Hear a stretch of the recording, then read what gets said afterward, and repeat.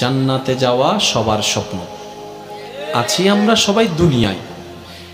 ঠান্ডা মাথায় ভেবে দেখলে দেখবেন এই দুনিয়া এবং জান্নাতের মাঝখানে কিন্তু দুইটা স্টেশন আছে, একটার নাম কবর, একটার নাম হাসর। কবরটা কিরকম? আমাদের দুশমনরা না, আপন জনেরাই কিন্তু খনন করবে, আপন জনেরাই কিন্তু লাশটা রাখবে, আবার আপন জনেরাই কিন্তু ওই দেহটার উপরে বাঁশ বিছিয়ে মাটি চাপা দিবে, চতুর্দিক থেকে অন্ধকার করে ফেলবে। মনে রাখবেন, কবর আলোকিত হয় ঈমানের আলোয়, সুবহানাল্লাহ।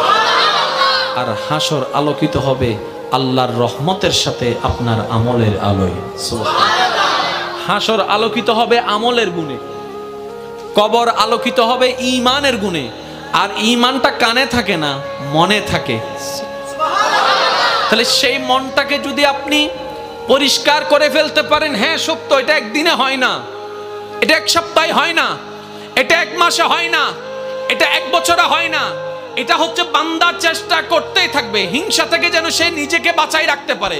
মন চাচ্ছে অন্যের বদনাম করতে, সে জিহ্বাকে কামড় দিয়ে রাখবে, দুনিয়া উল্টায় যাক, আমি বদনাম করব না, আমি বদনাম করব না, আমি বদনাম করব না। মন বলছে তাকে মেরে ফাটাই ফেল রাগের কারণে, আপনি বলবেন দুনিয়া উল্টায় যাক, আমি তার গায়ে হাত তুলব না, আমি